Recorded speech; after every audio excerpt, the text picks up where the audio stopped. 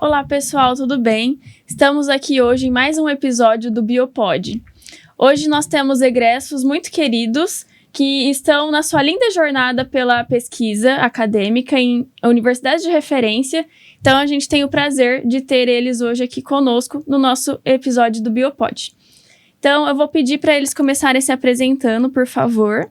Falar o nome, quando se formou, o que está fazendo atualmente, tá? Então, por favor, podem se apresentar. Bom, eu vou começar me apresentando. Então, meu nome é Bianca. Eu me formei aqui no Unisalesiano em 2019. Depois, logo após a minha graduação, eu já entrei no mestrado. Então, eu fiz mestrado em Ciências Fisiológicas lá na Faculdade de Odontologia de Araçatuba, na FUNESP. E logo após, então, que eu terminei o meu mestrado, já engatei, o doutorado direto. E atualmente eu estou no segundo ano de doutorado em Ciências Fisiológicas. E eu também tive a honra, de me tornar docente aqui do Unisalesiano. Então, eu dou aula na disciplina de Fisiologia aqui. Bom, meu nome é Igor. Eu me formei aqui no Salesiano na turma de Biomedicina, em 2022, finalzinho de 2022. E atualmente eu faço mestrado em Oncologia Molecular lá no Hospital de Amor de Barretos. Bom, eu sou a Juliana, eu me formei em Biomedicina aqui no Salesiano em 2020. Eu comecei na iniciação científica no segundo ano da faculdade, no Laboratório de Epigenética, na Unesp, de Medicina Veterinária, em Araçatuba. Fiz mestrado e atualmente estou no segundo ano do doutorado. Eu sou a Mariana, me formei em Biomedicina aqui no Unisalesiano em 2020. Logo após eu já entrei no mestrado na Faculdade de Medicina Veterinária de Araçatuba, FMVA Unesp. Terminando o mestrado, eu também já entrei no doutorado e atualmente estou no segundo ano na mesma faculdade, lá na FMVA Unesp. É um prazer ter vocês aqui para a gente compartilhar e contar sobre essa vida acadêmica de pós-graduação, que muitos alunos nossos têm curiosidade de saber, de conhecer mais um pouco. E a gente vai ter hoje a oportunidade de conhecer um pouquinho de vocês, um pouquinho melhor de vocês. Então, eu vou começar perguntando para vocês como foi a experiência de vocês aqui na graduação, na biomedicina. Quais foram as disciplinas que vocês mais sentiram assim, que foram marcantes? E também se vocês, na época da graduação, chegaram a fazer a iniciação científica. Pode. Bom, eu fiz iniciação científica desde o meu segundo ano de graduação. Então, eu sempre, desde que eu entrei, na biomedicina, eu sabia que eu queria seguir a área acadêmica e que bom que eu não mudei de ideia. Mas eu já entrei com essa vontade de seguir a área acadêmica, então eu fui pesquisar, o que eu podia fazer, e aí eu descobri que eu podia fazer iniciação científica, que ia me colocar nesse meio, e eu ia saber como funcionava, enfim. E aí eu pesquisei e vi que o pessoal da Unesp, eles aceitavam, alguns alunos de fora. Entrei em contato com uma professora de lá, do Departamento de Ciências Básicas, e ela me aceitou. E aí, então, eu fiz iniciação científica lá desde meu segundo ano de graduação, no Laboratório de Endocrinologia e Metabolismo. E aí, eu me apaixonei ainda mais pela área e fiquei até hoje, Então, eu fiz iniciação científica e eu acho que foi uma coisa, assim, que me ajudou não só na área, na área acadêmica, mas me ajudou também em muitas outras coisas durante a minha graduação, assim. Eu vi que abre um leque de conhecimento que, assim, eu acho que todo mundo devia buscar essa oportunidade e fazer, com certeza. Uhum, sim. Bom, eu comecei a graduação em 2019, Então, nesse período aí, a gente teve a pandemia, logo em 2020. Então, quando eu comecei com aquela coisa de querer fazer a perícia, Na nossa época era muita perícia, não sei se não é de vocês.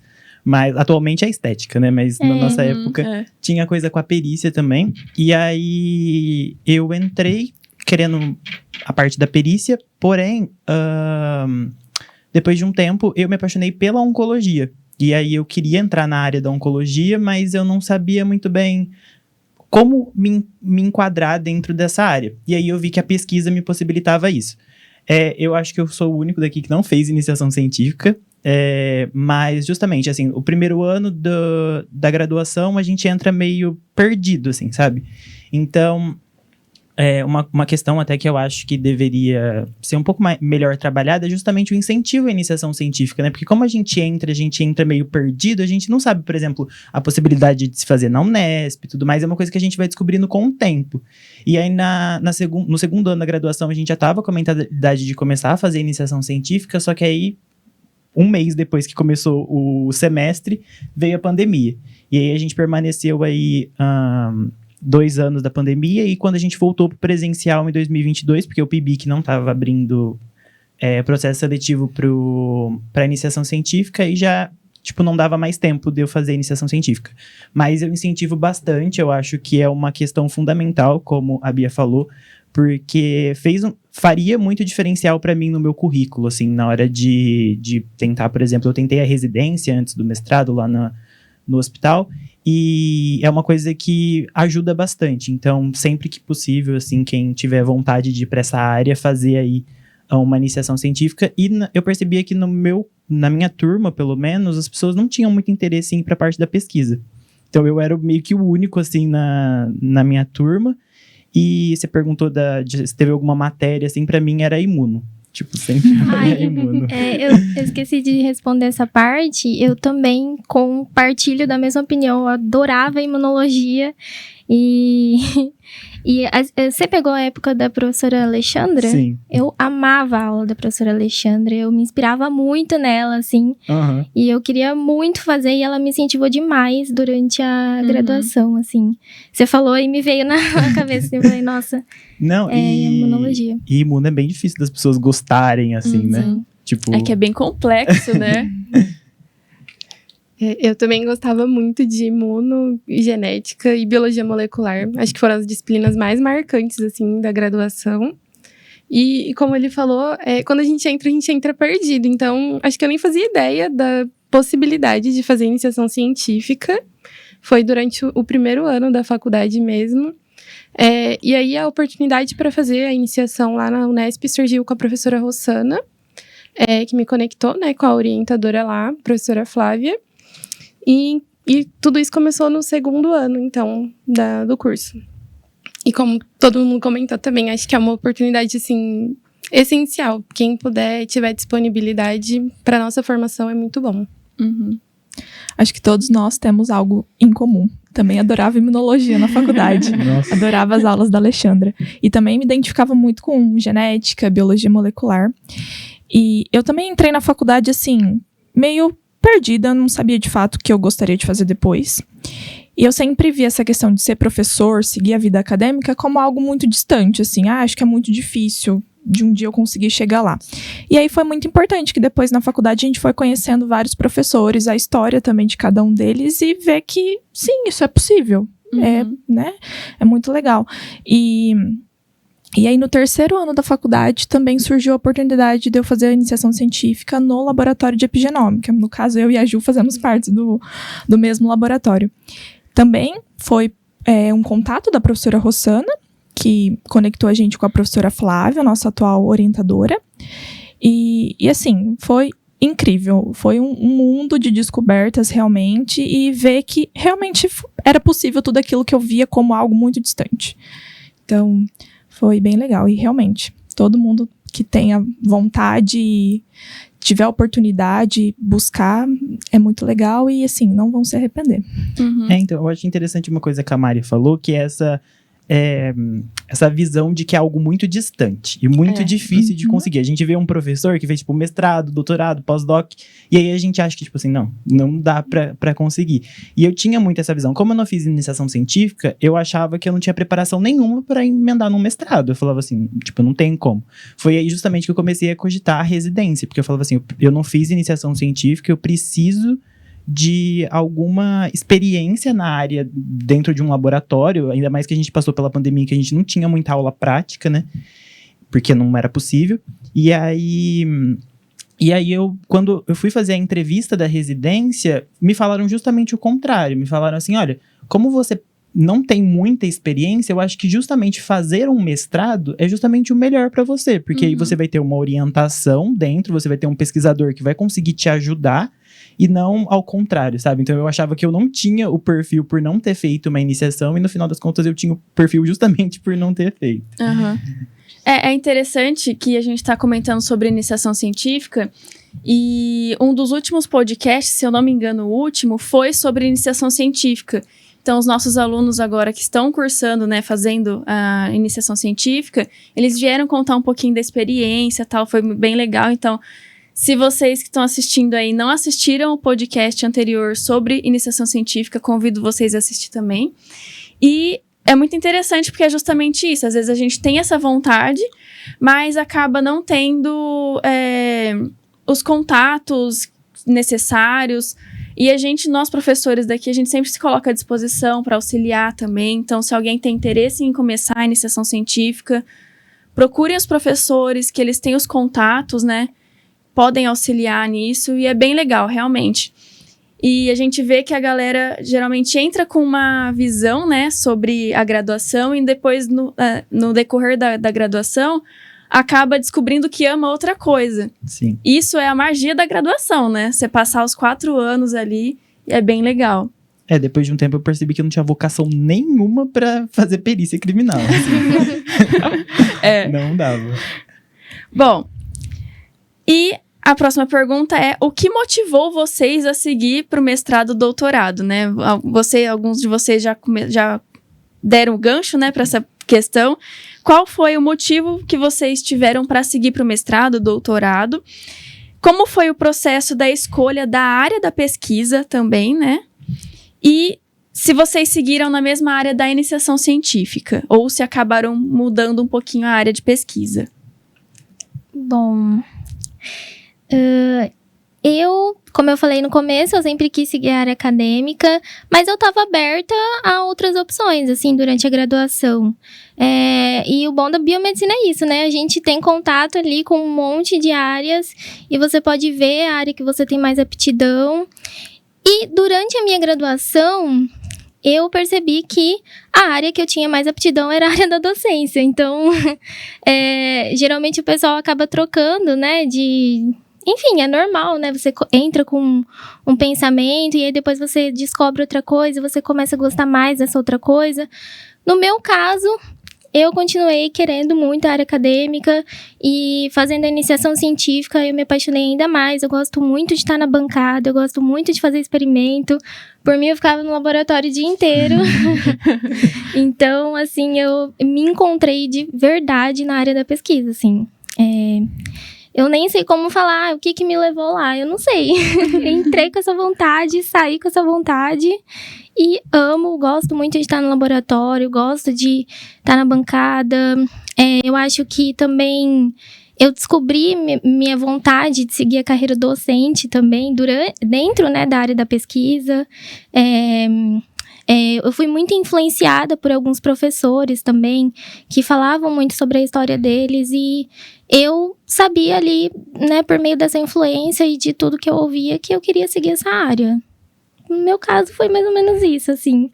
Qual era a sua outra pergunta mesmo? Se você seguiu na mesma área da iniciação científica ou se você modificou um pouco a área de pesquisa. Eu acabei seguindo ali na mesma área da minha iniciação científica, durante o mestrado e no doutorado também. Eu fiz iniciação científica na área de fisiologia endócrina e continuei nessa área aí durante meu mestrado e estou no doutorado também. E foi ali dentro do laboratório, né, de fisiologia endócrina que eu me apaixonei pela fisiologia. Inclusive, hoje dou aula de fisiologia, né? Nunca imaginei, mas me apaixonei pela fisiologia lá no laboratório de endocrinologia. É isso. Bom, no meu caso, eu não fiz iniciação científica, né, mas eu acho que outra coisa que todos nós aqui temos em comum é que a gente gosta muito do que a gente faz, porque pra fazer a gente precisa gostar muito. Pra ir pra área acadêmica você precisa gostar muito. Não é dinheiro. Não é, com certeza não é. Mas quando eu comecei a pensar no mestrado, no doutorado, enfim, Justamente foi porque foi a única forma que eu vi na época de me inserir no ramo da oncologia, que eu já tinha vontade, né? Primeiro eu me apaixonei pela oncologia e depois eu decidi fazer o mestrado. Só que na época, até então, assim, a gente tinha uma bolsa relativamente... Não que hoje esteja muito alta, mas na época era bem baixa do mestrado. E aí, isso acabava meio que meio que tentava me convencer de que eu não queria mais isso, porque eu não conseguiria me manter com a bolsa que era na época. E aí, logo que eu terminei a faculdade, assim, a bolsa reajustou. Aí eu falei assim, não, porque esse valor aqui agora já dá até pra eu conseguir sobreviver, pelo menos, né? E aí, vale, assim, um pequeno detalhezinho é que durante a minha graduação, o hospital, ele oferece uma espécie de estágio, assim, né? Então, no último ano da minha graduação, eu fiz uma visita observacional lá. Foi eu e uma amiga minha que estava na graduação também. E a gente fez e a gente ficou, tipo... Eu fiquei uma semana, ela ficou 2 semanas lá. E aí a gente conheceu ali, né? E eu fiz na parte de imuno, né? Da parte da imuno-oncologia. E aí... Só que até então, eu queria a residência, né? Eu queria fazer a residência, justamente porque eu achava que eu não tinha capacidade de ir para um mestrado. E aí, a pesquisadora que era responsável pela linha da imuno, né, que é responsável pela linha da imuno, ela já não estava mais aceitando alunos. Então, depois de um tempo, assim, ela passou uns meses, aí ela me apresentou para atualmente aqui é a minha orientadora, né? E porque a minha orientadora, ela queria fazer alguma coisa na área da imuno, junto com a radiobiologia, que é a área que eu atuo também hoje. E aí a gente, né, fez um bem bolado e aí surgiu o meu projeto. Mas, então, eu continuei trabalhando uma paixão... Eu não fiz iniciação científica, mas uma paixão que eu tinha era a imuno, né? Então, eu continuei meio que trabalhando com a imuno, só que dei uma desviadinha, assim. Eu sempre gostei muito de biologia, química.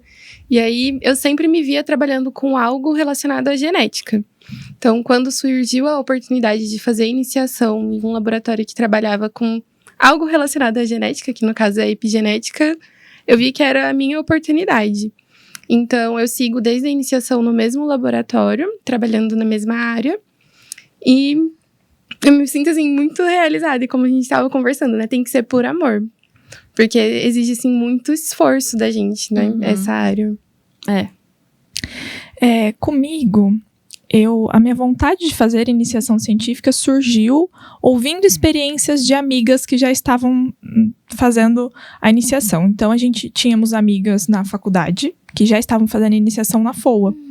E ali, elas passavam o dia todo no laboratório, sempre contavam tudo que faziam, como que era legal, que elas estavam gostando e tudo mais. E aí, começou a me chamar a atenção. Poxa, então, agora eu... né, vejo que é possível, então fazer um mestrado, um doutorado não é uma coisa que está tão distante de mim. Então, surgiu a vontade de fazer a iniciação. E logo depois, a professora Rossana entrou em contato, falando de uma pesquisadora na Unesp, que tinha uma vaga de iniciação e tal. E eu falei, poxa, agora pode ser a minha chance. Então, foi aí que eu comecei a iniciação, no 3º ano da faculdade. Então, consegui fazer pelo menos um ano, né, até me formar em 2020. E hoje estamos no laboratório de epigenética. No começo eu entrei e falei, meu Deus, o que é epigenética? Nunca ouvi falar disso. Não sei, será que eu vou vejo gostar? Vocês falando assim, na época da faculdade eu gostava até da matéria de genética. Mas uma coisa é você tá ali na teoria. Exato. E ela é muito encantadora na teoria. Só que, gente, hoje em dia eu tenho pavor. Eu acho muito complexo, assim. Extremamente complexo, mas era isso mesmo. A gente sabia da genética ali, mas epigenética, acho que a professora já havia comentado alguma vez, mas a gente não entra em detalhes na faculdade. Eu falei, o que é isto? E aí eu fui lá, conversei com a professora Flávia e tudo mais. E eu falei, não, acho que pode ser uma oportunidade legal. Eu fui procurar mais sobre o tema, falei, nossa, muito interessante, realmente. E aí foi que eu fiquei para a iniciação. Deu certo, fiz um ano de iniciação. E aí surgiu a vontade do mestrado também. Poxa, já estou aqui dentro. Por que não seguir com o mestrado, quem sabe um doutorado? E aí eu segui na mesma linha de pesquisa na epigenética, no mestrado, continuo na mesma linha também agora no doutorado. Muito legal. E como é a rotina de pesquisador para vocês, assim? Como que é o dia a dia, as responsabilidades que vocês têm, as principais atividades ali? Eu acho que isso é uma coisa muito interessante da gente falar, porque a gente fala, né, que a gente faz pesquisa, e a maioria das pessoas ficam, tá, mas você estuda então o dia inteiro, é isso? Aham. Não é bem Nossa, assim, né? Você só estuda. Nossa, você só estuda, faz 10 anos que você tá estudando, né? E na verdade não é assim, né? A gente também não tem uma rotina muito definida. Eu não sei onde vocês fazem pós, mas lá onde eu faço, eu não tenho muito uma rotina, assim. Então, tem dia que eu tô super ocupada com disciplina da pós-graduação, tem dia que eu tô ocupada fazendo experimento, e aí passo o dia inteiro. Tem dia que eu tô mais tranquila, né? Então, eu não tenho muito uma rotina, assim. Mas se eu for falar, né, um passo a passo do que a gente faz, eu diria que na pós-graduação, então, nós temos disciplinas para cumprir, que isso é uma coisa que muita gente não sabe, né? Então, realmente, né, a gente estuda na pós e a gente tem ali disciplinas como se fosse da graduação, mas são disciplinas da pós-graduação, mais focadas ali na sua área de formação, né? Que nós temos que cumprir essas disciplinas, que fazer esses créditos, enfim. Isso é uma coisa legal de falar. Nós fazemos os experimentos relacionados à nossa pesquisa, né? Então, a gente vai para a bancada, e aí a gente acaba realizando várias técnicas, né? Que a gente aprende, algumas durante a graduação, outras a gente só utiliza mais na área da pesquisa. E nós também nós damos aulas, né? No estágio de docência.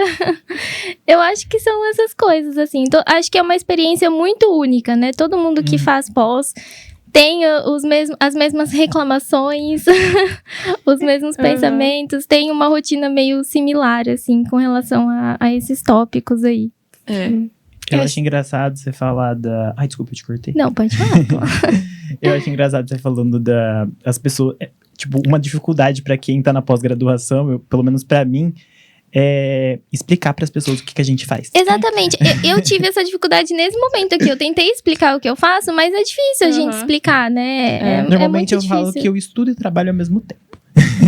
E é tudo muito junto. trabalho. As pessoas acham que não, mas é muito trabalho que exige tempo, exige saúde mental. Aí surge o questionamento. Não, mas você recebe pra estudar? Como que funciona, né? Então, é isso. E é muito difícil explicar o que a nossa pesquisa, né? Porque às vezes as pessoas falam, tipo assim, mas o que você tá estudando lá? Aí fica assim, tipo, como explicar pra uma pessoa que é totalmente leiga nesse assunto o que eu faço, né? Com o que eu trabalho. Mas, realmente, é uma questão muito particular, eu acho que de programa de pós-graduação para programa, né? A minha rotina não é muito diferente da Bia. A gente não tem, pelo menos no meu grupo de pesquisa, a gente não tem uma carga horária para cumprir, nada do tipo. Então, a gente tem, como ela falou, tem dias que a gente está extremamente atolado de trabalho, então a gente chega no laboratório às 6 da manhã e sai de lá às 10. E tem dia que não tem muita coisa para se fazer na bancada, né? Então, uma das coisas, assim, que eu acho que é um privilégio da nossa profissão, digamos assim, é que nos possibilita, em alguns momentos, poder trabalhar em casa, né? Então, no momento que a gente está escrevendo e tudo mais, até mesmo para se concentrar melhor, trabalhar em casa é uma possibilidade, que é muito bom. A gente tem uma rotina bem mais flexível. O que é uma vantagem, mas em alguns momentos é uma desvantagem. Porque quando você tá no mestrado, você tá no doutorado, você vive em função daquilo. Exatamente. Então, você vai pra casa, você continua pensando naquilo. Muitas vezes você continua trabalhando no momento em que... Porque quando você é CLT, você vai lá, bate o seu ponto. Exatamente. Agora, quando você vai pra casa, né? Quando você tá numa pós-graduação, você chega em casa e sua cabeça continua lá. Você tá no final Você de vai semana, tomar mas banho e você fala assim, meu Deus, mas... E se eu pesquisar tal coisa? Será que Exato. vai funcionar? Eu não fiz aquilo. Tipo, é umas coisas muito assim... E lá no meu laboratório, a gente faz parte, tipo, coisas básicas do laboratório. Então, tipo, escala e tudo mais a gente faz também. Mas, de uma maneira geral, a gente tem os dias específicos para a pós-graduação. Então, normalmente, às sextas-feiras, a gente tem as disciplinas da pós-graduação, coisas relacionadas a isso. E aí, no restante da semana, enfim... tirando alguns outros compromissos, tipo banca e tudo mais, a gente tem... é mais livre, assim, né? De acordo com o seu orientador. Então, tem dias de experimento e tudo mais, e aí é um combinado entre o aluno e o pesquisador. Vocês também? Atualmente, a gente tem trabalhado com bioinformática. Então, acho que aí a rotina muda um pouquinho do que o pessoal estava falando aqui. Então, a gente não tem muito experimento ali na bancada. Então, o nosso é mais focado em computador. Então, assim, nós estamos todos os dias na faculdade. A gente sempre fica ali o dia todo. Mas também é flexível, então o dia que tem disciplina, então a gente vai pra disciplina, o dia que tem reunião do laboratório, enfim. Também não tenho aquele horário, preciso entrar tal horário, sair nesse horário. Então isso também é flexível. Mas aí a gente já não tem tanta coisa de bancada, então a gente fica mais ali no computador, então é mais aquele estilo um pouquinho mais escritório, vamos dizer assim, mais tranquilo. Nossa. Mas eu trabalhar com... Eu que não sou da área, né, que vocês aí trabalham, mas trabalhar com bioinformática não que seja mais tranquilo, né? Porque parece que é um trabalho infinito. Eu fiz alguns experimentos relacionados a isso, meu Deus basicamente, do céu. nunca acaba. Sempre a gente tá pensando em alguma coisa. É justamente o que a Bia falou. E se a gente fizer isso? É um trabalho infinito. Mas será que isso vai funcionar? E aquilo? A cabeça não desliga nunca. Então, assim, esse é o problema da pós-graduação. A gente... Claro, cada um é cada um, mas a minha cabeça, nossa, é muito difícil de desligar. A gente sempre tá pensando em como pode melhorar alguma coisa, como que eu posso ajudar com tal coisa, enfim, é dessa forma. E vale ressaltar uma coisa, tá, gente? Essa é a nossa realidade. Exatamente. Eu sei de pesquisadores que fazem questão dos alunos cumprirem um determinado horário. Então não vai pra pós-graduação achando que vai ser várzea, que tipo, eu não vou precisar trabalhar, vou acordar meio-dia e vou 1 hora pro laboratório e depois... Não. Tá, é a nossa realidade. Tudo vai depender do programa, vai depender do orientador, do tipo de pesquisa, né? Então, realmente é isso. Sim, exatamente. Depende também da fase que você tá, né? Exatamente. Da sua pós. Você tá na fase de escrita da tese ou dissertação, ou você tá na fase de cuidar dos animais, né? No meu caso, a gente trabalha com animais, e aí eu fico 6 meses só cuidando de animais. Então, depende muito da fase ali que você tá do seu trabalho, assim. Geralmente no começo também é onde a gente consegue agrupar melhor as disciplinas, né? Então, a gente começa a fazer as disciplinas todas no começo, para depois ficar mais livre para pesquisa mesmo em si. Sim. Então, aquele começo também... O começo e o final, eu acho que são os mais apertados, mais né? caóticos. Muito. O final é, tipo, uma loucura. Eu vou entrar no final agora, eu já tô com medo. Mas, assim, gente, sempre que vocês verem um pós-graduando, não julgue ele. Tipo, você não tá fazendo nada, só tá estudando. Pega e dá um abraço. É porque acho que é importante destacar, porque a gente tem vários prazos a serem cumpridos também. Então, a gente tem um tanto de créditos que devem ser cumpridos em disciplinas. A gente tem prazo para qualificar, prazo para defender, então assim, prazo para integralizar os créditos que a gente chama, então a gente também precisa fazer atividades complementares também, que precisa de créditos, então assim, são vários e vários prazos a serem cumpridos. Em congresso. Isso, exatamente. Que você precisa ter ali produção científica, né? Então você precisa em congressos, você precisa divulgar seus resultados. Publicações. Estágio, exatamente. E uma dúvida, vocês só tiveram só tem a banca de qualificação e a de defesa? Vocês não têm outras bancas? Só. Isso. Porque uma coisa que é diferente, então eu acho lá no meu programa que a gente tem o mestrado, por exemplo, são 4 bancas. Então a gente tem uma por semestre. Então a gente tem uma banca de acompanhamento no final do primeiro semestre, e depois no final do primeiro ano, depois tem a qualificação e a defesa. Então também tem esses prazos também de, tipo, a banca, o que é uma vantagem, porque acho que todo mundo aqui é da opinião de que a banca, ela ajuda muito a gente, né, a ter um norte, mas também é um outro prazo que você tem que cumprir ali, é mais uma etapa para julgarem o seu trabalho e a sua produção ali, né? Mas é interessante porque fazendo várias, você consegue, por exemplo, achar algum erro, alguma coisa que tá acontecendo. Exatamente, logo no início. É legal isso.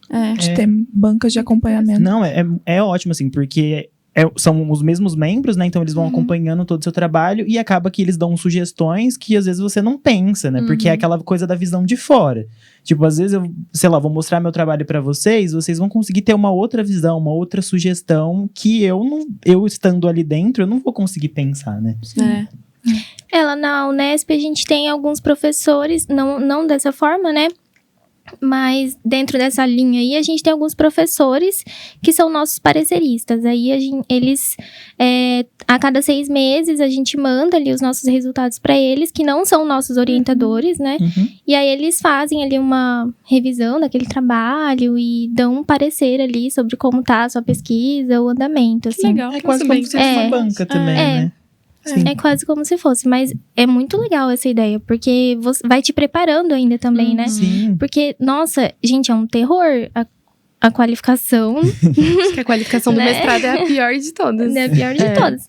Assim, não desencorajando ninguém, assim, a área da pesquisa é maravilhosa, mas, assim, exige muito, sabe? É muito emocionalmente, fisicamente, você tem que estar preparado. Aos alunos da graduação, sabe aquele medo do seminário, do TCC? Exatamente. Exatamente. Mas vocês vão se adaptando Sim, com com isso também. certeza. A gente vai de certa forma, eu acho que adaptando é a palavra, né? Porque depois de um tempo você já... Realmente. Ninguém sabe. É uma coisa que falam no TCC pra gente, né? Uma dica. Mas vai valer também pro seu mestrado, pro doutorado, enfim. Que ninguém conhece seu trabalho melhor do que você. Uhum. Então, assim, você fez tudo que tá ali. Então, assim, se te questionar, óbvio, tem coisas que a gente, sei lá, Não não vai sabe saber. responder, alguma coisa assim que não é muito da nossa área. Às vezes a gente faz, por exemplo, bioestatística. Às vezes você pede ajuda de uma pessoa que é mais especialista em bioinformática, perdão. E aí a pessoa te ajuda e aí você não vai saber exatamente explicar nas minúcias, né? Porque você teve uma ajuda. Mas aí também vai da banca entender isso também. Então, ninguém tá esperando que você, saiba de cada vírgula do seu trabalho. Mas assim, você fez aquilo, então você vai saber, né? Uhum.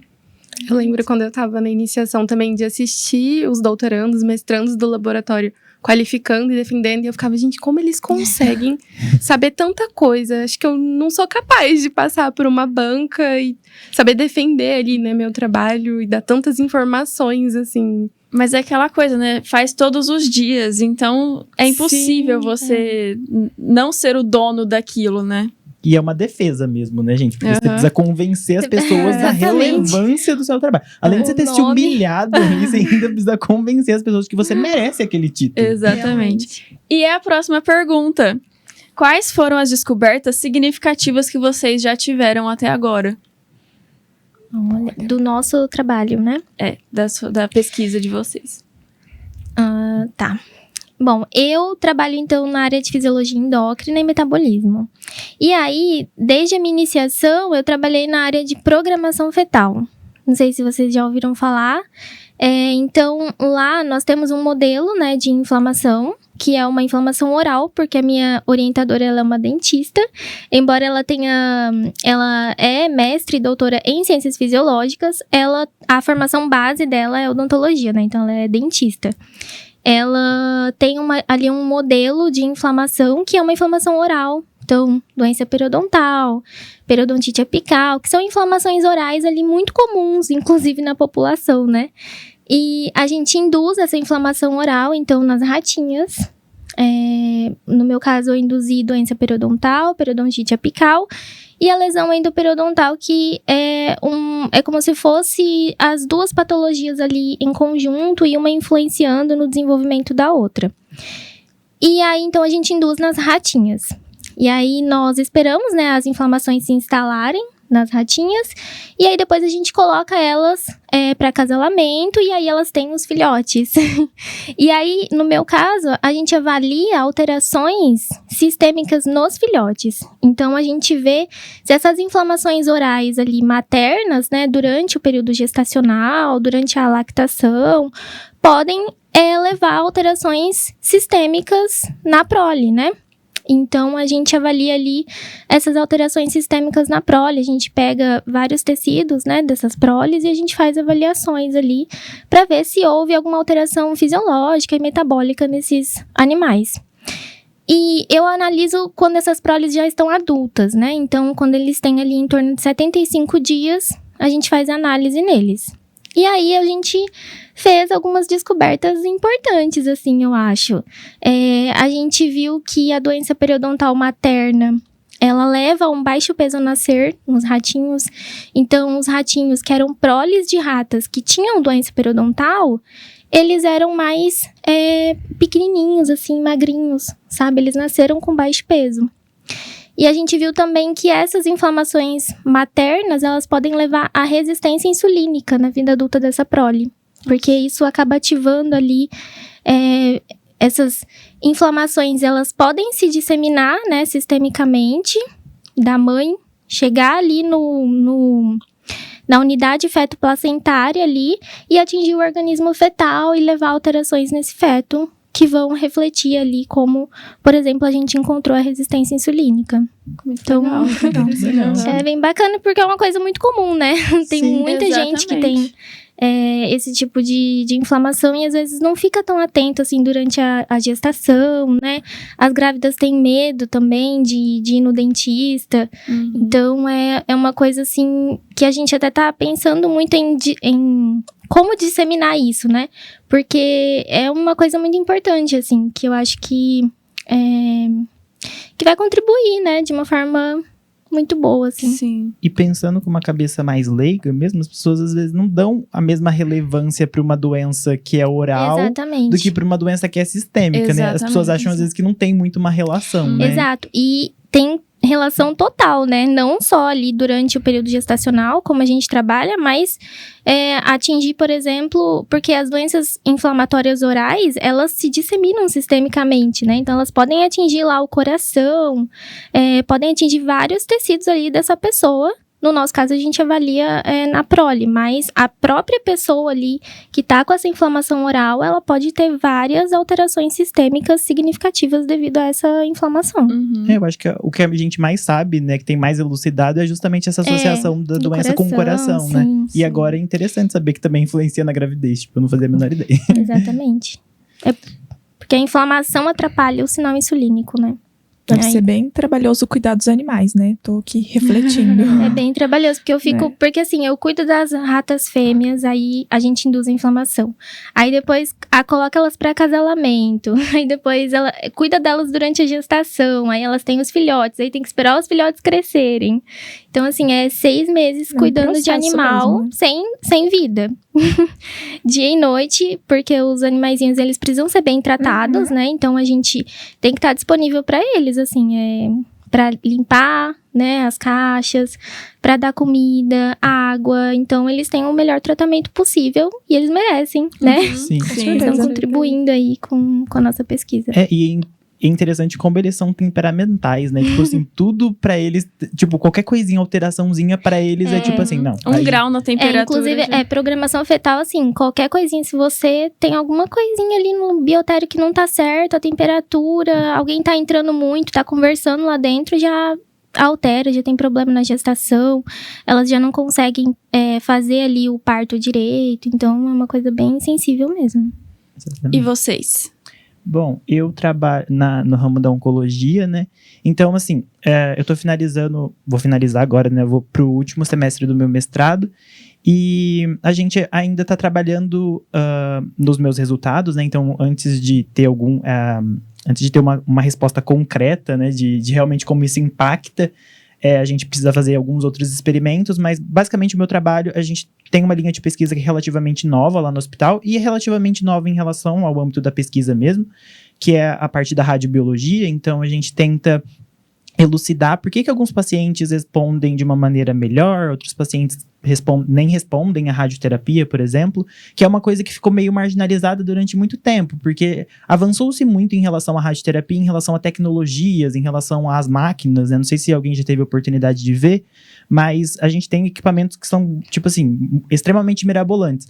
Mas esses estudos em relação a nível molecular mesmo, as pessoas não se importaram muito. Tipo, viram que a radioterapia, ela funciona, e aí não se preocuparam em saber, tipo, tá, mas não funciona para todos, não funciona da mesma maneira para todos.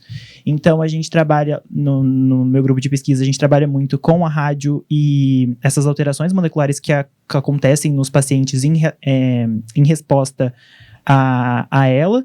E a gente trabalha também muito com vesículas extracelulares. O meu trabalho é com vesículas extracelulares e com citocinas inflamatórias. Então, é uma coisa relativamente nova, mas assim, as citocinas e as vesículas, elas tem uma função bastante importante na comunicação intercelular. Então, a gente acredita que essas vesículas elas conseguem levar alguns fatores de resistência entre as células tumorais, o que poderia explicar a resistência de alguns pacientes, de alguns tumores em específico.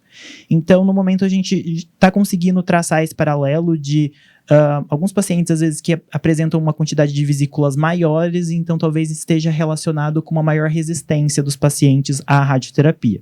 Mas é uma coisa que a gente ainda está em fase de finalização ainda desses resultados. Muito legal. Eu tô no 2º ano do doutorado, então eu também não tenho, assim, resultados muito concretos, mas eu trabalho com as alterações epigenéticas em resposta à infecção de neutrófilos in vitro com Leishmania infantum, que é o causador da leishmaniose visceral. E assim, o que eu posso falar é que existe uma diferença. A infecção induz alterações epigenéticas, mas o impacto disso na resposta do neutrófilo, ainda não sei dizer. Você tem 2 anos para descobrir. Exatamente. Bom, como a Ju, eu também estou no 2º ano do doutorado, sem muitos resultados concretos. A gente trabalha com o mesmo modelo experimental, então nós temos neutrófilos que foram infectados in vitro com Leishmania infantum. E eu trabalho na área dos RNAs longos não codificadores. Então, a gente tem ali o dogma central da biologia molecular. Então, a gente sabe que o DNA é transcrito em RNA e o RNA é traduzido numa proteína. Mas nem todo RNA dá origem a uma proteína, que são a classe dos RNAs não codificadores. Então, é com ele que eu estou trabalhando. Então, a gente sabe que a infecção pelo parasito Leishmania infantum pode alterar a expressão de genes tanto no hospedeiro quanto no parasito. Então, a gente estudou o lado do hospedeiro humano, e agora a gente tem voltado a trabalhar com o parasito mesmo, e como essa expressão pode alterar, de alguma forma, a expressão de genes do hospedeiro e a resposta imunológica do neutrófilo. Muito legal. E é interessante fazer a divulgação disso também, né? Então, a gente tem os famosos congressos, né? Que a gente adora. Tem os eventos científicos, tem as revistas científicas. Então, todas essas pesquisas, todas essas descobertas relevantes, elas são publicadas, elas são divulgadas. Cada uma da sua forma melhor empregada, né? Mas sempre fazendo uma divulgação. E é legal nesses congressos você ter uma visão do que as outras pessoas também estão trabalhando. Porque às vezes uma é umas coisas troca de experiências. Você conhece pessoas que trabalham com coisas que podem agregar ao seu trabalho, fazer um networking ali. Exatamente. Muito legal. E vocês têm alguma sugestão, alguma dica, algum conselho para dar para os nossos alunos da graduação que pensam em seguir nessa área? Olha, o conselho que eu tenho é que, se você se interessa, né, pela área acadêmica, tente construir o seu currículo. Porque, assim, a área acadêmica, isso é uma coisa que é um pouco triste, né? Mas nós somos ranqueados e você precisa ter um currículo competitivo para você conseguir bolsa, para você conseguir ali uma boa colocação na prova, né? Na prova em que você vai prestar ali para entrar no mestrado, no doutorado. Então, se você tem interesse, eu diria que você tem ali que, desde muito cedo, começar a construir seu currículo para ser competitivo dentro da área, sabe? Ir em congressos, assistir palestras, participar de eventos.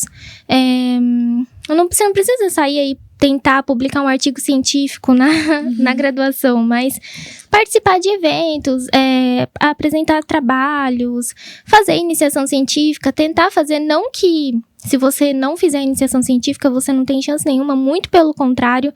Eu conheço várias pessoas da pós-graduação, inclusive o seu exemplo, mas eu conheço várias pessoas lá no departamento que não fizeram iniciação científica e são pesquisadores excelentes, assim, mas a iniciação científica, ela te prepara para o que você vai encontrar lá na frente, sabe? Quando você entra no mestrado.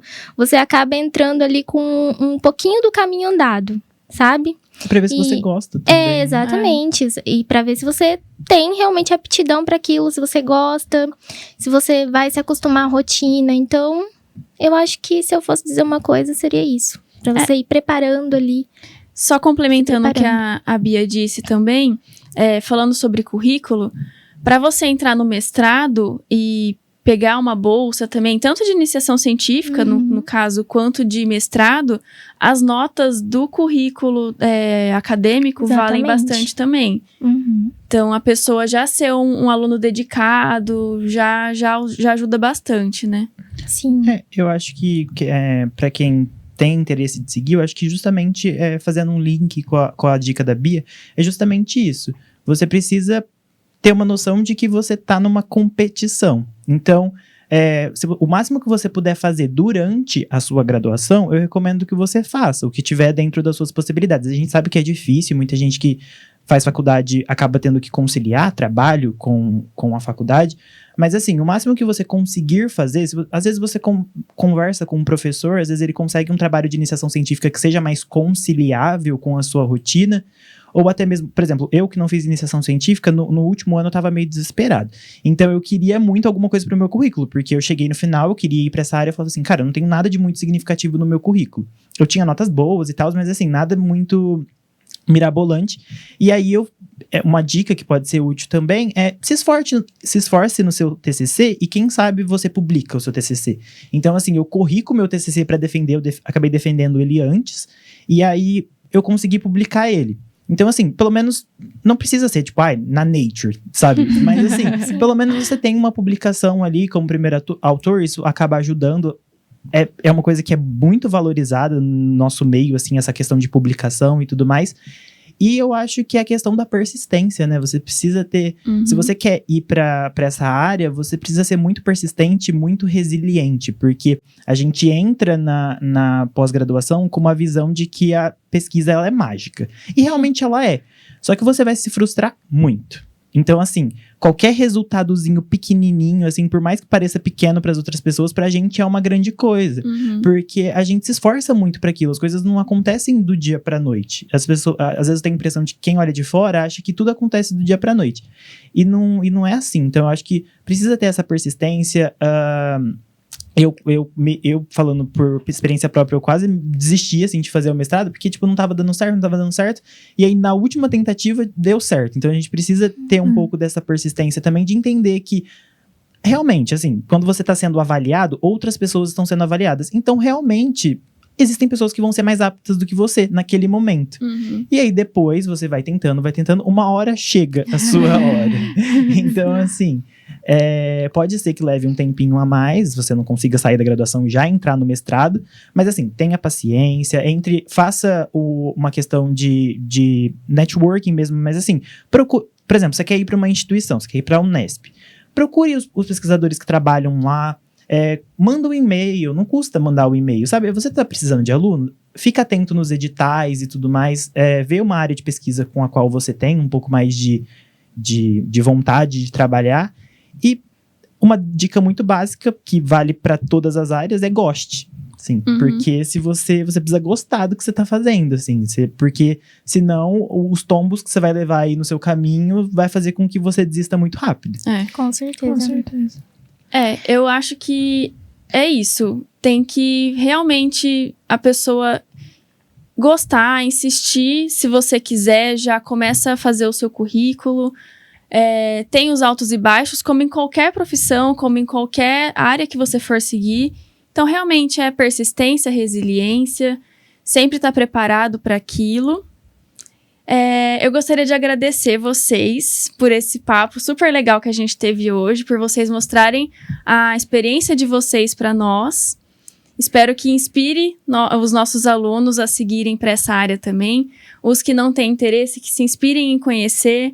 Os que têm interesse, que se inspirem em continuar seguindo no caminho, persistindo. Agradeço demais vocês por terem aceitado o convite. Esse foi o nosso Biopod de hoje. E eu espero que vocês tenham gostado. Qualquer coisa, nós estamos à disposição, tá? Então, quem tem interesse também na área de pesquisa, né? Eu tenho contatos na Faculdade de Medicina Veterinária, a professora Bianca, a professora Thaís também tem contatos na FOA. Então, nos procurem se tiverem interesse pra gente conseguir fazer o networking ali. Então, foi isso, pessoal. Muito obrigada e até a próxima.